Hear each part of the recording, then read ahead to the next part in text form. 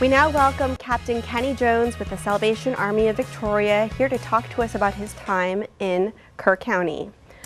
Welcome, Captain Jones. Good morning, Carolina. Well, it's been a few months actually since we've spoken. It has.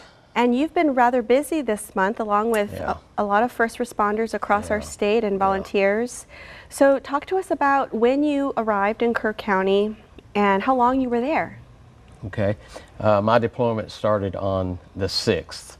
Wow, right after. Right after. Our people were actually on the ground immediately because we have a Salvation Army unit there in Kerr. But it takes, a couple of days for all the teams to come in. So you can't really describe it. I can tell you, how I felt and what I saw. I've been, since Hurricane Katrina, I've been doing disaster work. And this was probably one of the most emotional and devastating sights that I've ever seen. Well, it involves our Texas neighbors, our Texas children, volunteers. It's, it was a catastrophe that occurred on a national holiday. Yep. So many things that caught those residents off guard.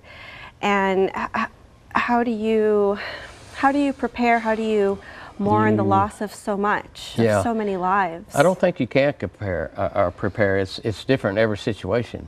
Anybody that can go into a situation like this prepared emotionally, I would have doubts that they were humans. This is something that's going to move, the hardest heart. I saw things that I had not seen. You take a hurricane and a tornado and put them together, and this is kind of what the destruction looked like. Our reporter, Amaya Norman and Trey Mining, they went out there. Yeah. I believe it was about 2 weeks ago. Yes. And they said it was just horrifying how high the water actually got. It was. And I have to correct myself. Our team was on the ground on the 6th. I didn't arrive until the next week. I'm sorry. When you get my age, dates and kind of run together. So, I enjoyed that aspect of being able to see some home folks come and had a little camaraderie there with Trey and a little levity. You know how he is. Oh, yeah. Real comedian. But, he knows how to bring levity to a serious time. But you have to know Trey well to know it's levity. Yeah. Because sometimes, like myself, our humor is kind of dry. So, but it was nice to see them in the midst of that.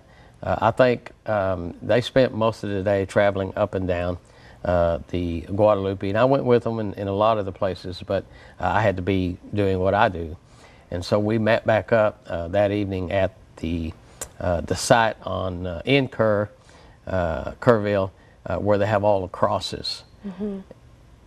That's really what brings it home, and what brought it home to me is when I went and saw the crosses for the first time. And I was walking the line, and I did pretty well until I came to one cross. The only cross out of 120 at that time that they had that had the picture of a young lady on it. And she couldn't have been more than 10 or 11, and it just literally crushed, my spirit. And that's when it all hit home at what this is about. Yeah. It's not about all of the property that's lost or all of the trash you see around and trees are down. All that's horrible, but when you put a face to this, you realize that this was a devastating event that took over 135 lives. I think we're at 140 now, I'm not sure. But I can't put it into words. Those people are going to spend, how long does it take to replace a tree that's 150 years old? Yeah, and 150 years. And so many years of joy and tradition, of, recreation. This is an area known for recreation. Well, and those folks, there were some older folks, some teenagers and small children. And they were there either at camp. There was a couple that was on their honeymoon that lost their lives. And there were vacationers, they had campers and all. They were there to get away from life, to escape from the everyday, rumdrum of life and stress. And something like this, when it comes, you're at home and you're watching the TV and you're expecting this. But when this comes in the middle of the night and it's just a total confusion, it's a scary, scary thing. It's a horror movie. Yeah, you can't even fathom it. So.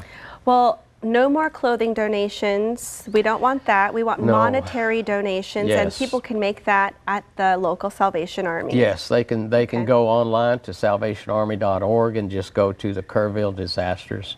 And you know, we have pallets and pallets and pallets and pallets, hundreds of them, of clothing and odds and ends. People donate toasters and hair dryers. But they don't need that right now. They don't need that. They need money. The Salvation Army and the other organizations need money, so that now we're going to be replacing sheetrock, we're going to be replacing plumbing and electrical, appliances, furniture, and we can't do that unless we have the money to do that. You know, Hurricane Harvey, we didn't close the last case here for the Salvation Army until 2.5 years after Hurricane Harvey. So I can imagine how long this is going to go on. And during that time, we're going to need finances to help people replace these things that they've lost. Well, I just want to express my gratitude and thanks and admiration to you and your team for all the work you've done to help people get out of that catastrophe. I know it's pain that we'll continue to endure, and thank you so much for everything that you're doing, Captain. No, you're welcome. It's our privilege. Yeah. All right. Well, coming up, don't go anywhere. We hear from the food bank of the Golden Crescent. We'll be right back.